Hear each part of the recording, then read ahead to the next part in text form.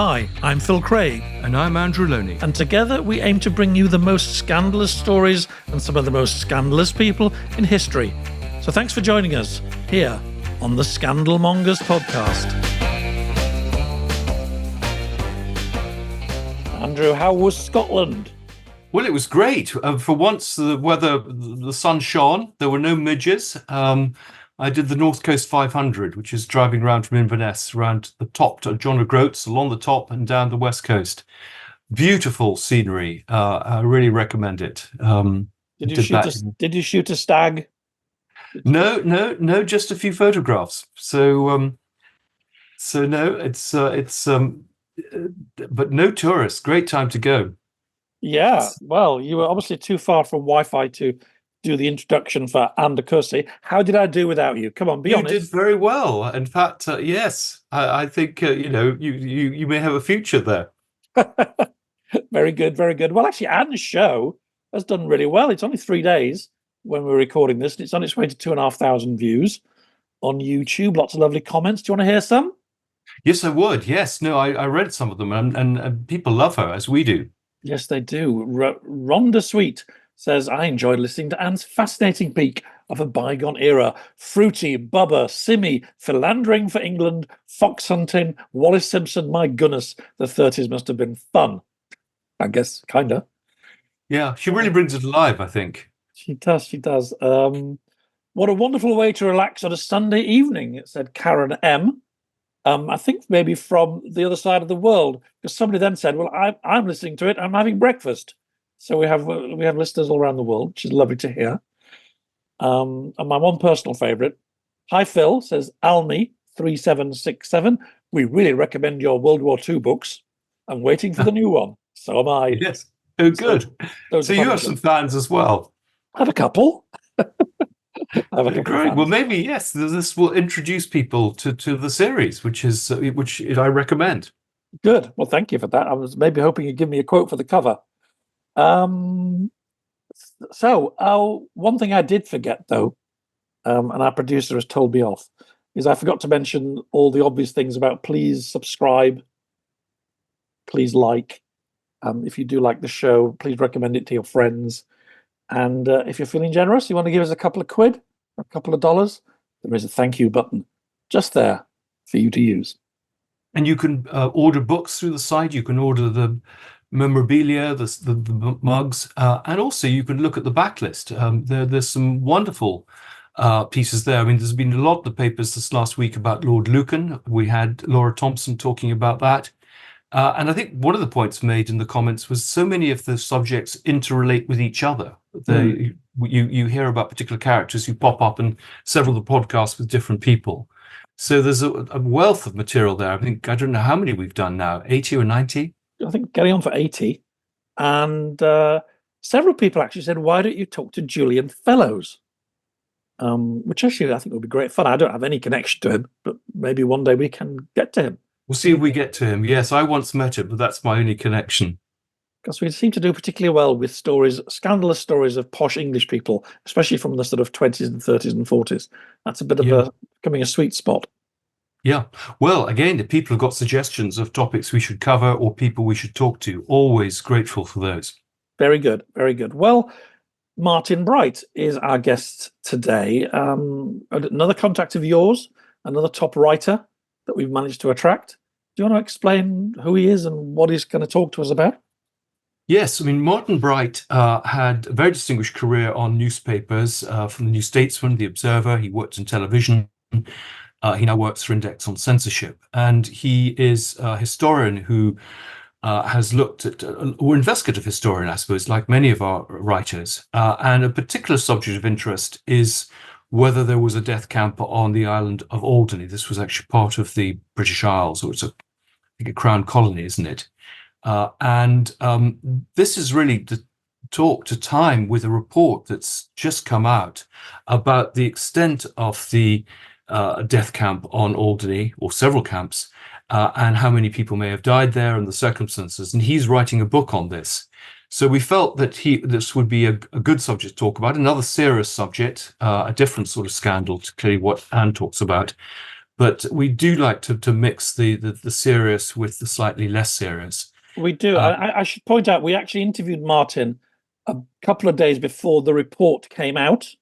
He'll be Yes. talking about the report, but actually he just emailed us actually to say it is worth mentioning that the report did recognise that hundreds of people did die in Alderney, and that the British government has covered up what was obviously a decision taken not to pursue this, to, in other words, let these Nazi criminals escape. And of course, all over the rest of Europe, people who'd done those sort of things were being prosecuted, were being executed. But because it was the Channel Islands, because it was British territory, people obviously thought, Well, a let's bit embarrassing.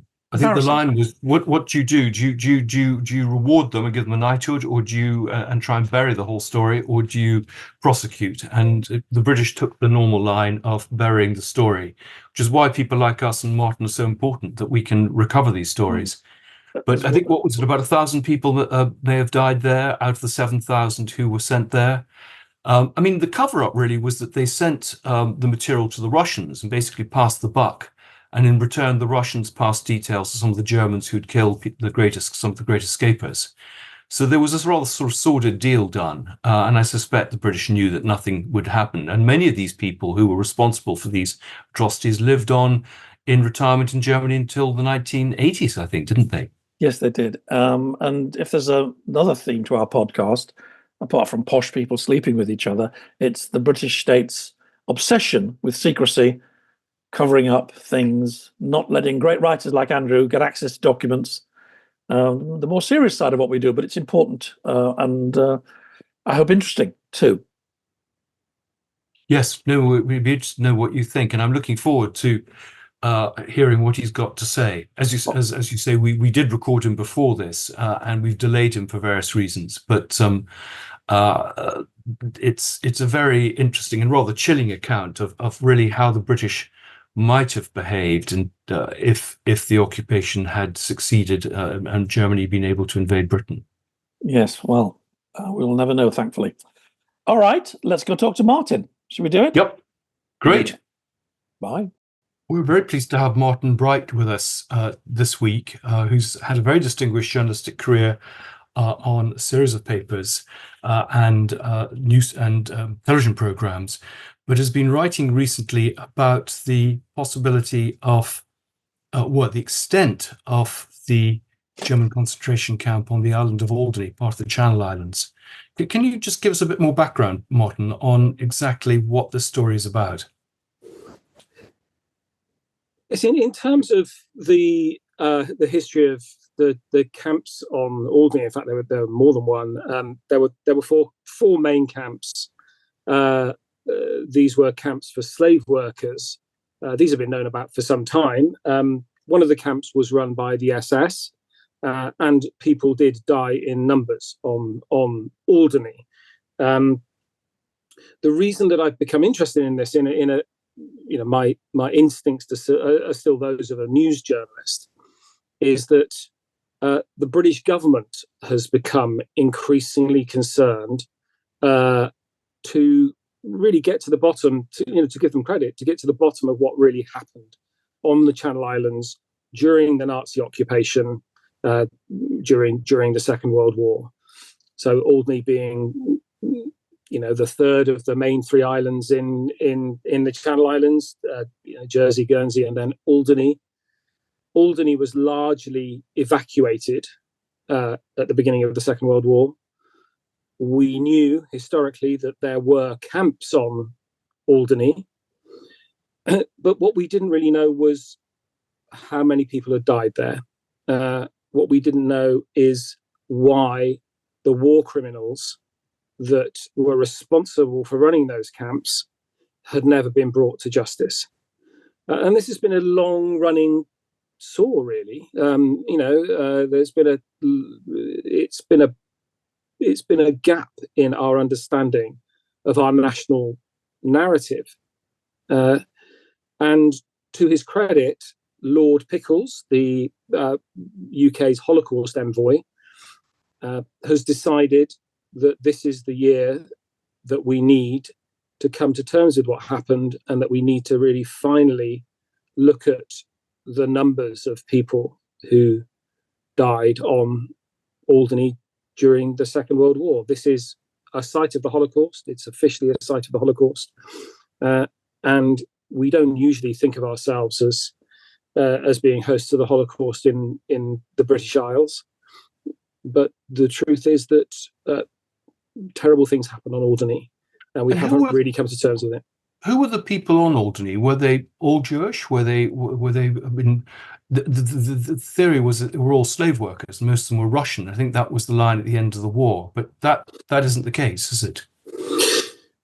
No, they were, for the majority of the workers on Alderney were slave labourers. So they had been brought there by the Nazis, by an organisation called Organisation Tod, the Tod organisation, not named because Tod means death in German, but actually named after someone called Tod, who ran this slave labour organisation. They were brought there largely to build fortifications on Alderney. So it was part of what was called the Atlantic Wall, which was Hitler's defences against potential invasion from the Allies, and Alderney was part of that huge defensive wall. So the slave workers were brought; they were prisoners of war who were captured and were used as slave labourers.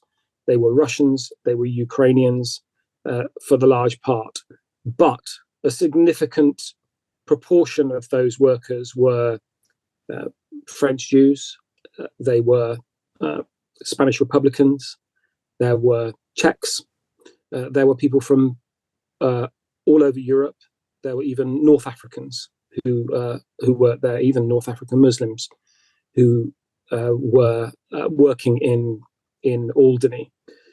So it's a very complex picture, and it's something that really, the complexities of this of what was going on in Alderney have never really been properly discussed.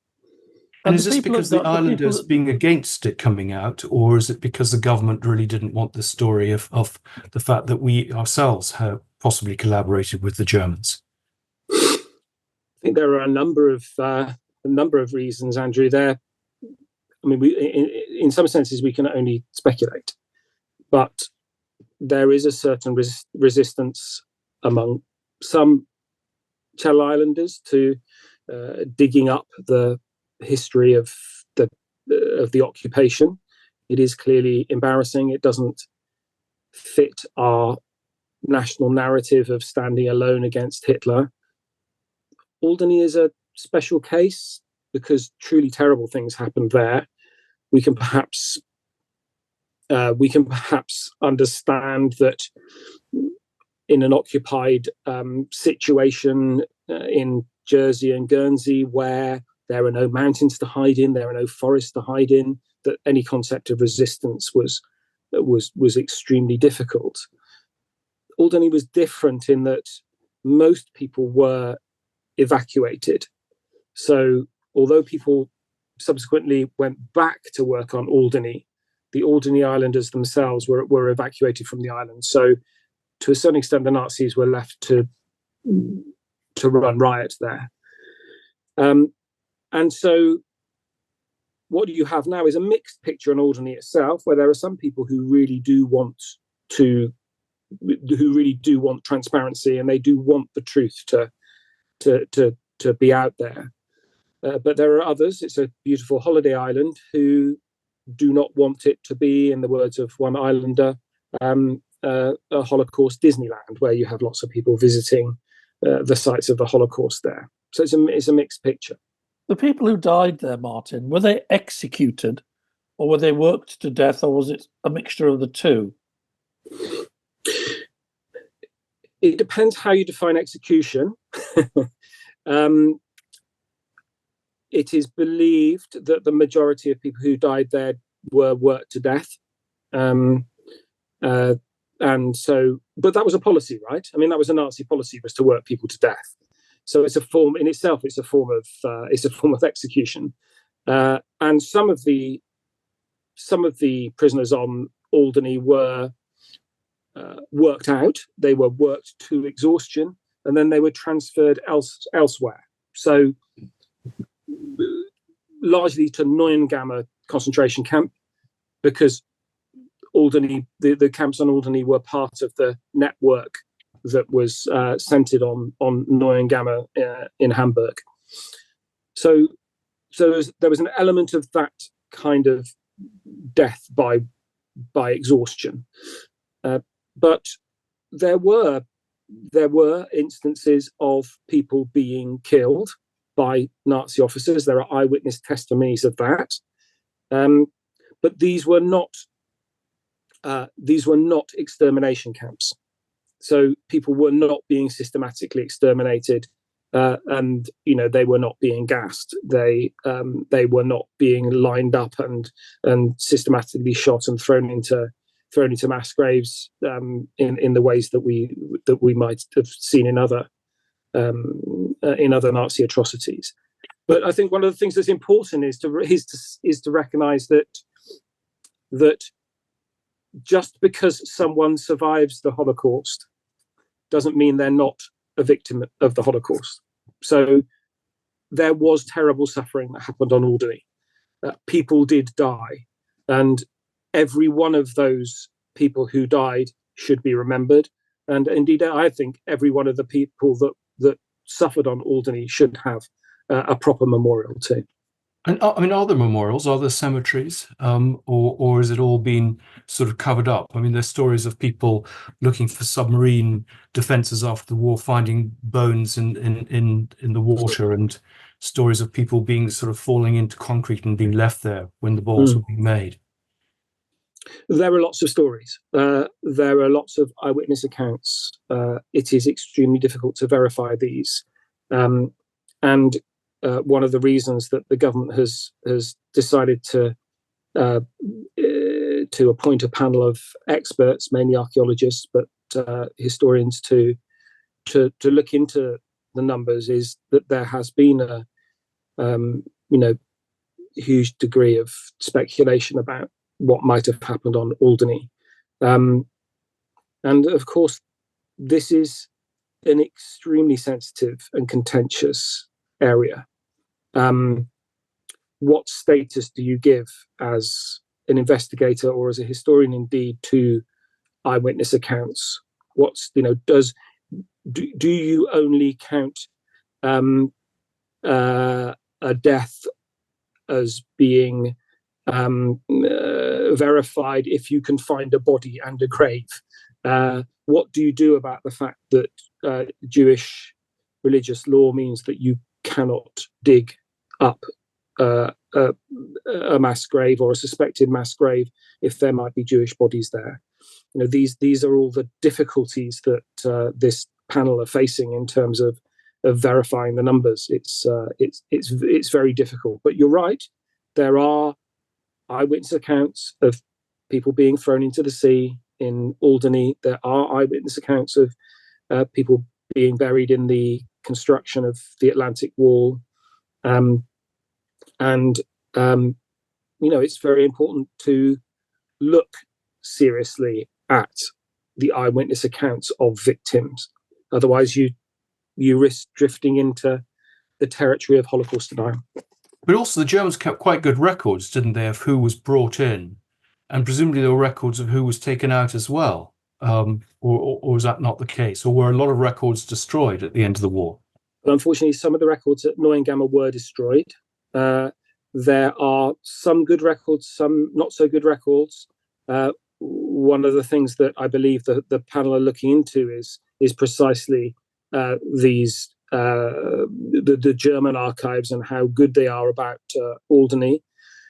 There's some pretty solid information about, in particular, a transport of French Jews that arrived in the island. There are between 600 and 700 French Jews, and they are named, and their origins are known. These were, for the most part, they were Jews who were married to French non-Jewish women.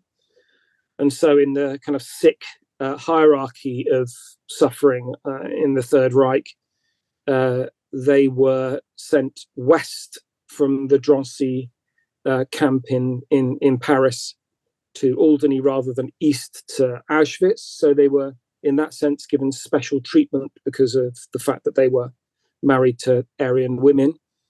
But obviously, their special treatment was relative. They weren't exterminated in Auschwitz, but their suffering on Alderney was still terrible. So were there women on Alderney, or was it all men? There weren't female prisoners on Alderney. These were people who were thought to be useful for heavy work on the fortifications. There's believed to have been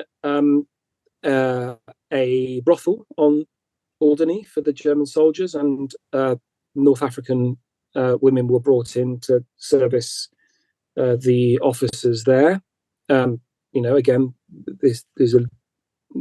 there does seem to be some pretty good evidence that happened, but they would have been the only women. There's a family that stayed. There were and people did come and go onto Alderney from the other Channel Islands, but no, there wasn't a women's camp.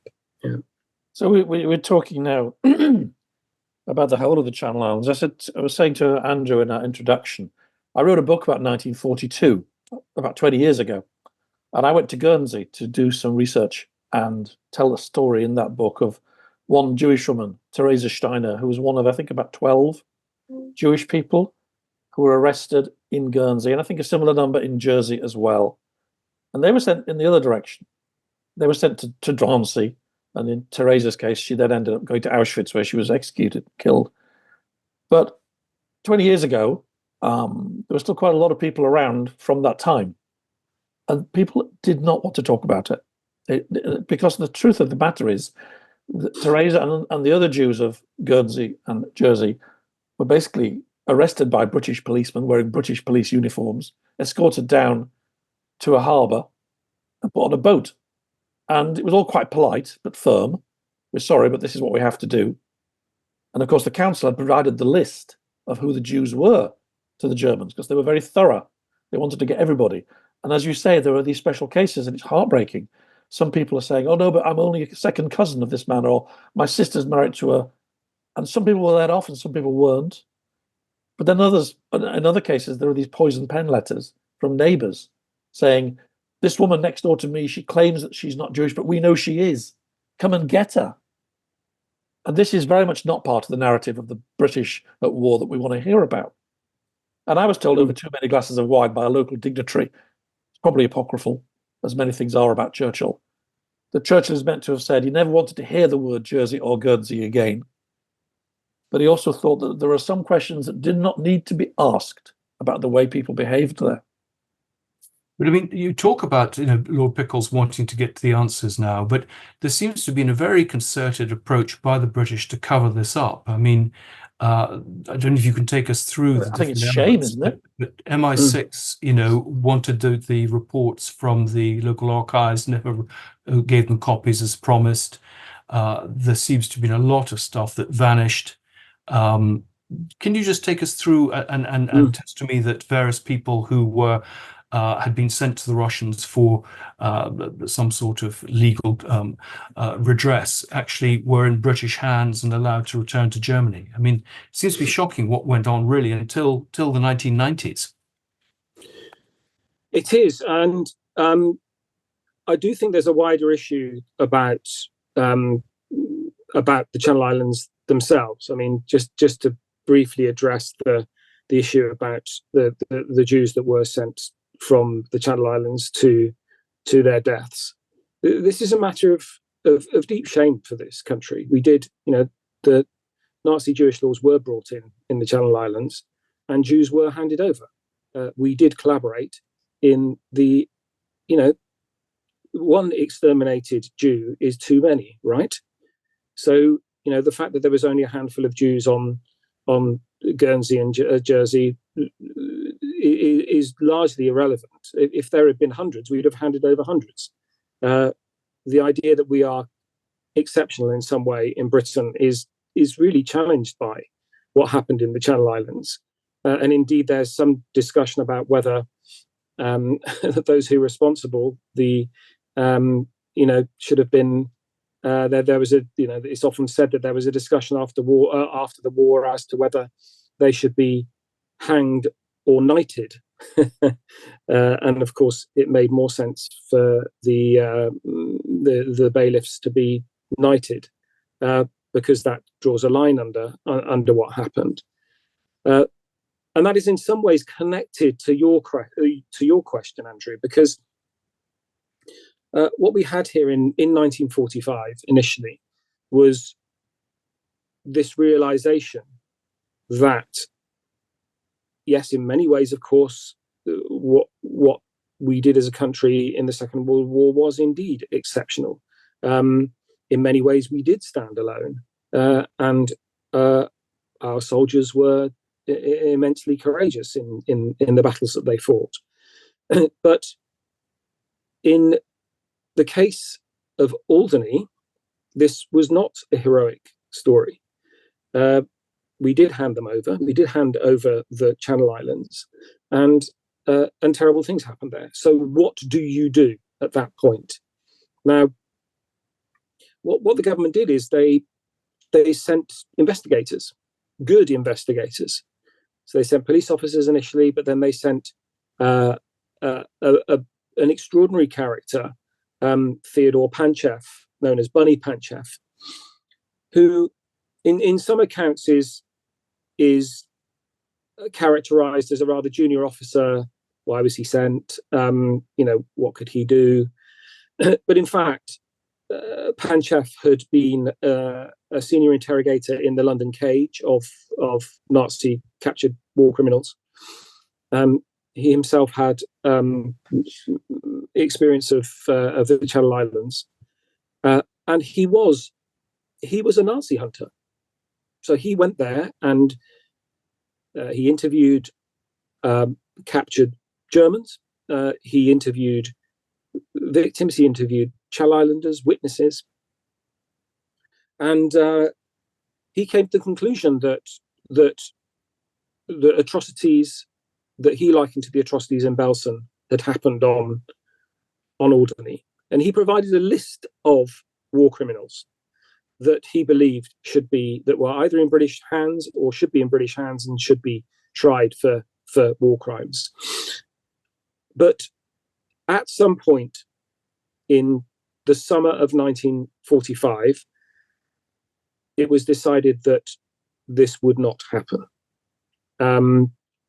Now, we come at this at an interesting point, because the Lord Pickle's panel is going to be reporting on Wednesday, and as part of that, Anthony Glees, who's an eminent historian but also was an advisor to Margaret Thatcher's investigations into war criminals in the 1980s. He will be providing a separate report about why it was that the British government did not pursue those war criminals on Alderney, and that will be fascinating. We don't know what he's going to say, but he would be someone who might be interesting to get on this podcast, indeed. But there is a mystery about what happened in 1945. There was, everything. The momentum was in the direction of pursuing these people, and it didn't happen. So why? What decision was made? Now, what we do know is that there was correspondence between British civil servants about this, and in typical fashion that both of you will be aware of, there's enormous amount of understatement that the civil servants talking to each other are never explicit about what they're saying. And so what you'll have is one civil servant saying, well, it would be, could we say that the vast majority of these prisoners on Alderney were Russians? And someone will come back and say, well, yes, it's true. The majority were Russians. And then someone comes back and says, well, could we say that they were all Russians? And someone will come back and say, well, statistically speaking, I guess they were all Russians. Ah, great. Okay, well, we can hand this file over to the Soviets then in that case. Now, there are various reasons they might want to do that. Again, none of this is made explicit. But it has certainly historically proved convenient that we didn't have war crimes on British soil we didn't have war crimes trials on British soil of war crimes on British soil. And of course, the Soviet investigation ran into the sand. No one was ever convicted. And indeed, latterly, the war criminals that we know of, whose names we know, Karl Hoffman, for instance, who was the commandant in charge of Alderney, they were set free, and they lived to old age, many of them in Hamburg, and were never brought to trial specifically for their crimes on Alderney. It's a scandal. I mean, but also there were people who did give testimony to Pachev and who were then discredited by the British government, weren't there? Claimed they were collaborators and they couldn't be trusted. And indeed, some of the testimony vanished. I mean, you've talked about people being careful in terms of what they wrote, but quite a lot of the files are just not available, are they? The real question, I think, for Pickles and his investigation is what happened specifically to the testimony of an islander called George Pope. The Pope family stayed on Alderney. They're an extraordinary family who seem to have ended up accidentally on Alderney during the war. They were sailing and happened to end up on Alderney at the time and got stuck there. And they stayed. They, to a certain extent, worked with the Germans, as everybody under occupation has to do so. Whether they were collaborators or not is an open question. Whether they were providing information to the British government is also open to question. We just don't really know what their role was on Alderney, but they did stay. And Pope made a statement to Panchev after the war. We know that he talked about, more than 1,000 victims, deaths. But that full testimony does seem to have disappeared from the archive. We don't know why, but we do know that it was suggested that Pope was perhaps an unreliable witness because perhaps he was a collaborator, which seems to me somewhat unjust. And one of the questions we need to ask ourselves is why those files have gone missing. And for a long time, we weren't even sure where the Panchev report was. It was only after some amazing work by the Guardian journalist Madeleine Bunting in her book looking into the Channel Islands in general that she in fact went to Moscow and found the full Panchev report there. It has now reappeared in our National Archives, but for a long time it wasn't there. So there are questions to be answered about this. I sold Madeleine's book way back in the 1990s, and I mean, she got quite a lot of flack from various people, including the British authorities. So even in the 1990s, people didn't really want to accept this story. Absolutely no. Because it didn't really, as you say, play into the narrative of the war. And I mean, I think there's some confusion about the numbers who died. I mean, the figures going up to 70,000, I think, aren't there? And whether, for example, they found cooking utensils suggesting that perhaps the rations were not as extreme as people thought. I mean, it's going to be it'll be interesting to see what the report says to find the truth. But why do the Germans also want to be an Alderney? I mean, it was a truth that they wanted to launch V1s from there. I don't think we can adequately know. I don't think we have enough evidence to know whether that was the case. It is slightly mysterious. I mean, there have been a number of theories that have been put to me about why the Germans cared so much about these tiny little islands. There is something to be said, of course, for occupying British territory. I'm sure that Hitler found that satisfying. When I say I'm sure, I have no idea, but I mean, perhaps that's one of the reasons. But I suppose one of the more convincing theories for me is that it was very close to the French coast, and so what they didn't want was to make it easy to capture for the British to then use as a base to fire missiles into, or fire artillery into nearby France, where there were, they could have hit the Atlantic Wall in France, they could have hit troops in France, and prepared perhaps for the invasion. So I think that's a more convincing idea than somehow there was some Hitlerian fixation on the island or the islands, or that there was a view that you could launch rockets from there. I mean, I don't think it would be entirely convincing because it's so close to France anyway. Why not just launch them from France? Yeah, but actually, when we invaded D-Day, I mean, it would have been a useful base, instead of building all these mulberry harbors. I mean, were there attempts at any point to take Alderney, or did the D-Day forces just sweep past? There were some attempts. There were some plans earlier on in the war, which never came to pass. But no, I mean, this is the thing that seems so bizarre about building these massive fortifications. It's that, in modern warfare you can sail around them and fly over them.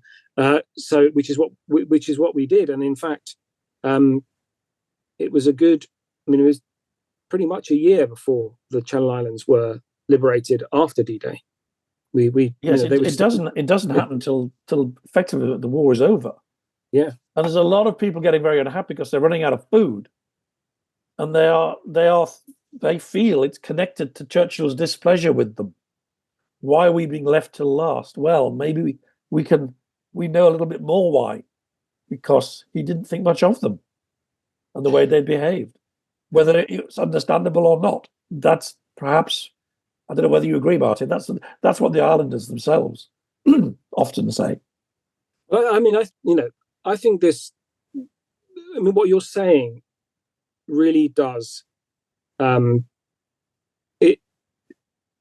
What you're talking about is the terrible psychological burden of being a Channel Islander, right? This is a part of the world that doesn't fit into our narrative island story. This is something that is very difficult to come to terms with. And one of the things that I found really extraordinary about working on Alderney is what a psychological black hole it is. I cannot tell you the rows, the personal resentments involved, whether it's from the islanders or whether it's rival researchers and historians. It seems to me that there's something very dark that happened on the. There clearly was something very dark that happened on the Channel Islands. And I think it's an argument for a wider investigation, even all these years later, into what happened there. I think that, the reason that people remain so troubled, the reason that you found it so difficult to talk to people or to get people to talk, the reason that there's some resistance on Alderney to memorializing this, is because those initial decisions that were made at the end of the war to try and move on were in fact the wrong decisions. There was no Truth and Reconciliation Commission. Yeah. There was no attempt to bring this out into the open. It was simply, let's move on. Let's not go there. And I think all these years later, that's proved to be a mistake. I mean, they have a literary festival, but they've never, in all the years that I've been involved, ever actually addressed their own history in that festival, which seems extraordinary. But why do so many researchers disagree with each other? Is it just because of the lack of evidence? Because presumably they're all trying to get to the truth. Is it just because they've also come up with slightly different explanations or different evidence, and therefore there's no consistent view? Yes, I think there's a number of reasons for that. I think, Andrew, I think that as soon as you start talking about the Holocaust, you risk it becomes you risk being accused on either side of being a Holocaust denier. That's always hard. So those who believe that the numbers are relatively low, and of course the evidence is for the numbers of death, the hard evidence is there for the deaths, is there for probably hundreds, maybe low thousands of deaths. So the people who you can see even from the way I'm struggling with this now, this is so difficult to unpack and unpick this. If you say the numbers are low, you are accused of being a Holocaust denier. If you say the numbers are high, you are accused of playing into the hands of the Holocaust deniers because you're over-egging it and you're exaggerating it. So I think the idea of coming to some, if not definitive, then relatively well-established number of deaths that's the thinking behind the inquiry. Is let's nail this once and for all.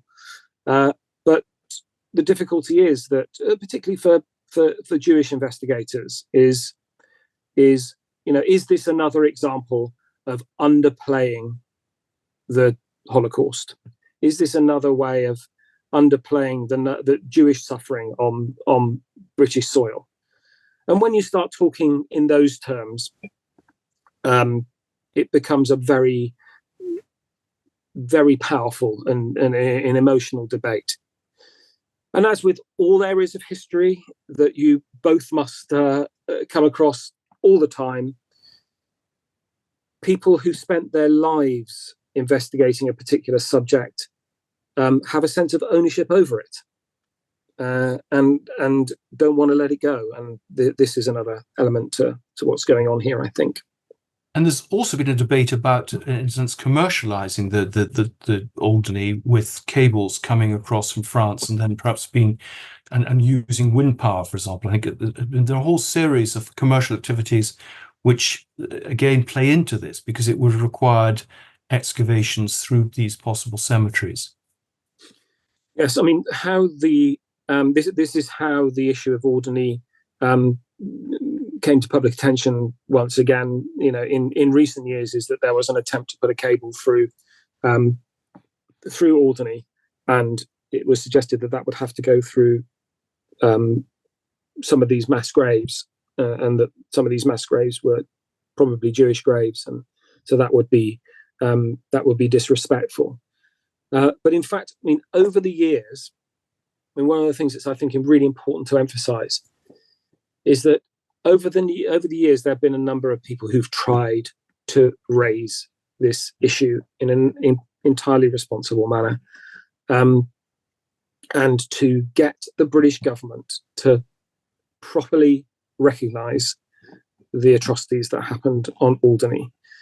I mean, Panchef was one of them, but there were then a series of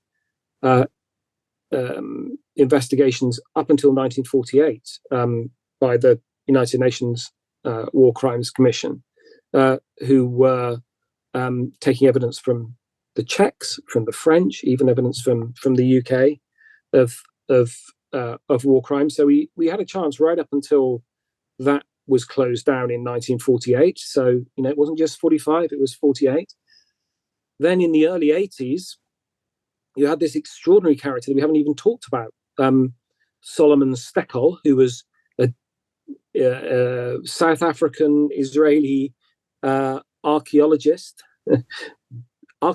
journalist, and who knows what else, who came to the UK demanding a meeting with Margaret Thatcher because he had evidence that the war criminals had not been brought to justice for what happened on Alderney.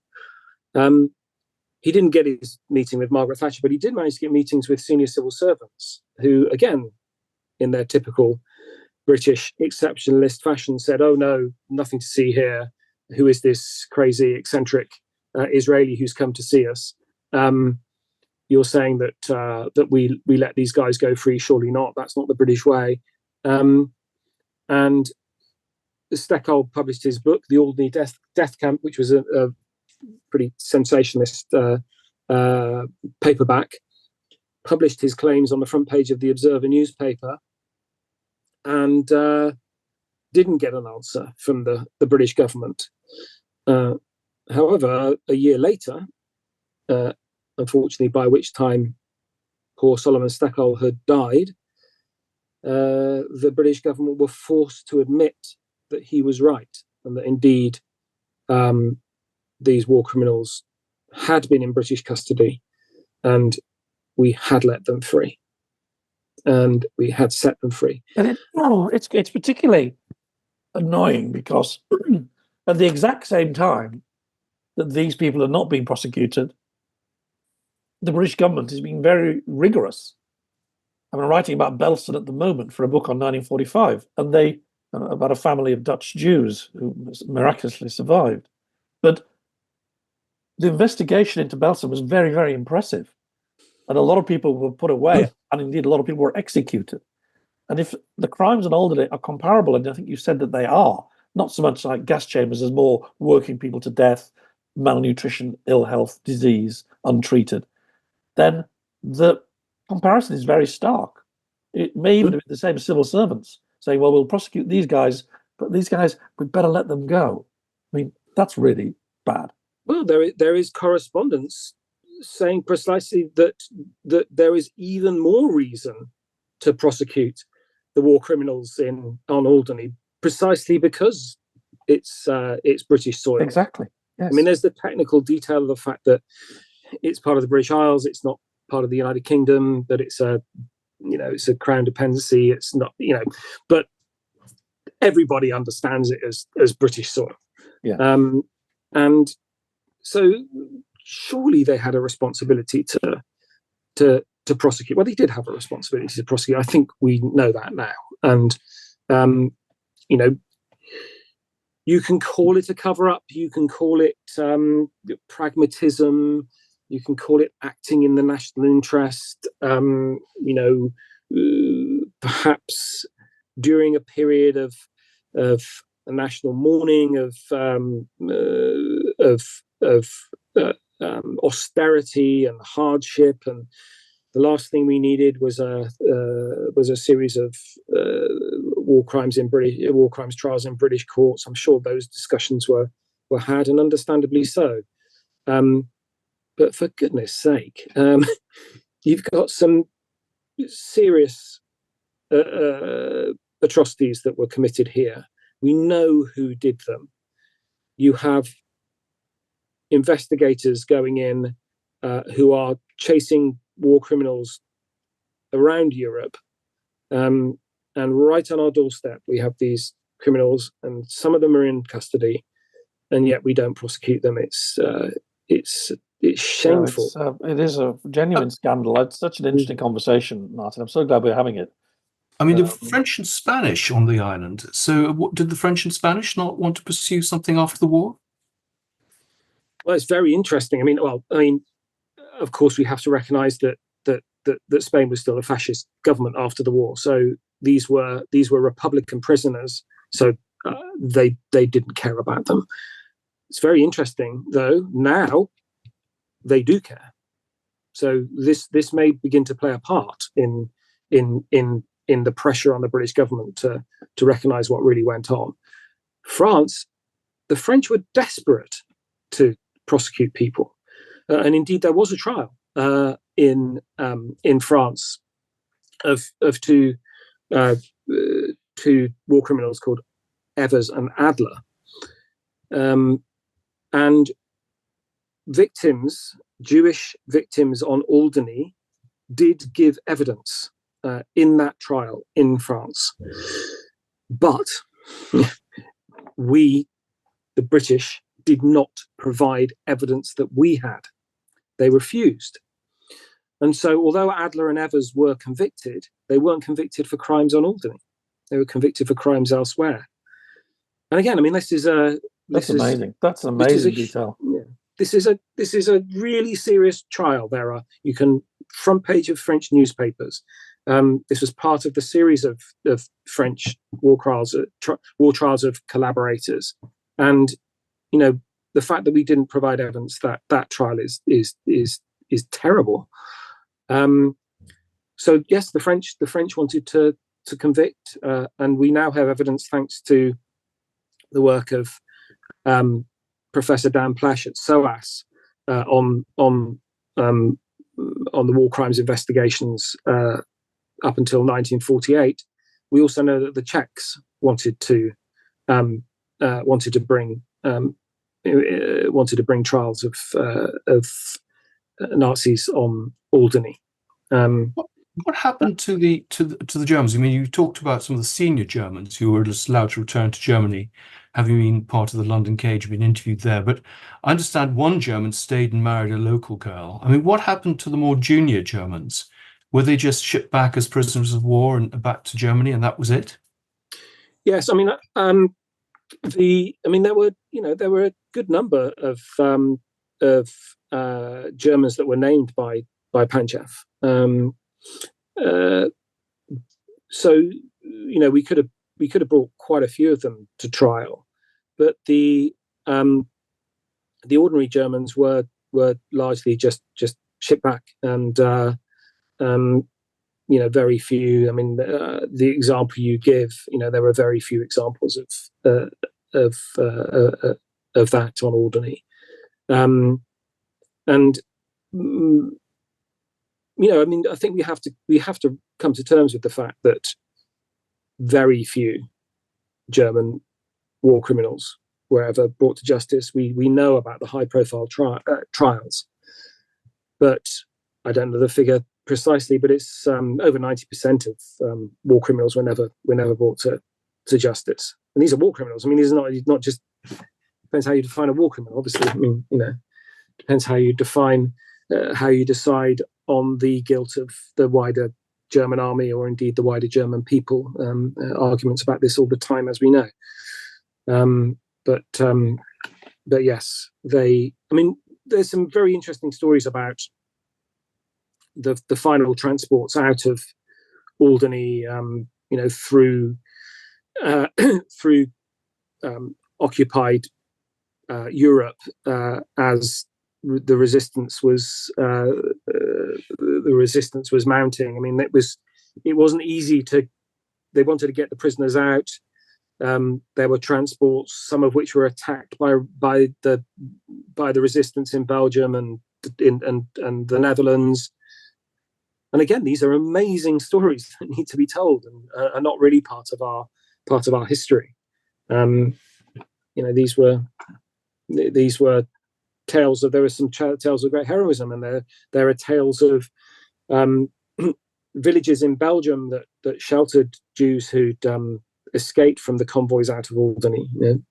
These all need to be memorialized. I mean, I've become slightly obsessed with this. I think, if we know the names of 700 French Jews who were on Alderney, don't we need somewhere to have an archive of those names? Don't we need to properly memorialize the suffering of these people and to recognize what they went through? I think we owe it to them, and we demand this of other countries, right? We demand that other countries come to terms with their Holocaust history rather grandly, but we too need to come to terms with our Holocaust history. That's an excellent point, I think. Gosh. And presumably, I mean, a lot of these French people who returned to France spoke out about it. I mean, were interviewed.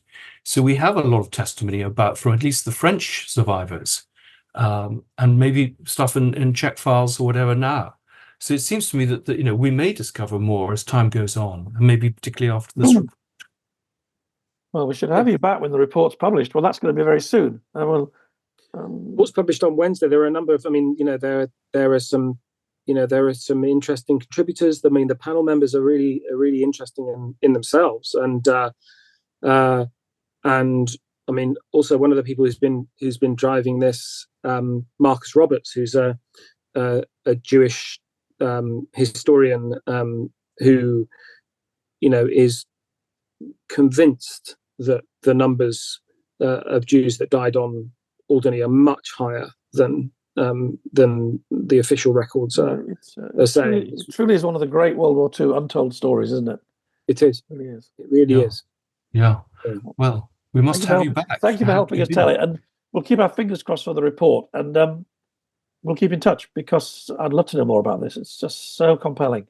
What a great! And I think your argument as well about the wider Channel Islands, there is something to be said for widening the scope of these investigations into the Channel Islands. You might want to look into the slave labourers that were working on Jersey and Guernsey. Yes, no, we should. I read some awful accounts of people who had escaped from these camps, and then they turn up in somebody's garden. And of course, you've got this frightened, starving Pole or Russian in your shed. What do you do? Well, almost always what they did was they rang the police, and the police took them straight back to the camp. And now we all may have behaved like that. It's very easy to say, well, we would have been better. And in many countries, there was collaboration. Denmark, I think, stands out as one of the great exceptions. But some of it was really grim. I mean, and also the relationships with the women, the German soldiers. There's accounts of parties and people going to movies where they cheer at the end when all the Jews die, these awful propaganda movies, and all the local girls are clapping away at these dead Jews. This is why nobody wanted to go there.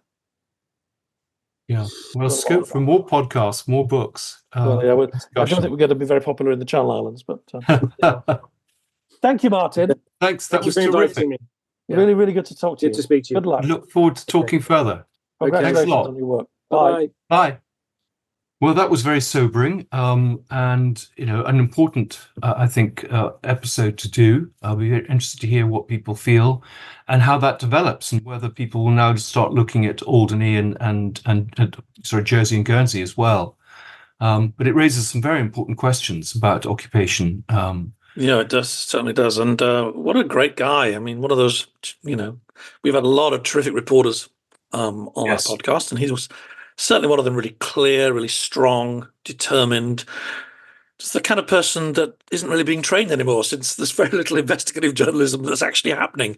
Yes. Well, I know it's a sad thing. I mean, it seems to be moving to podcasts and things, but if we think of television programs being closed, Newsnight not really doing this, very few papers employing investigative journalists now, it is rather worrying, because it is important that light should be shown on the powerful, and not let them get away with things and be held accountable.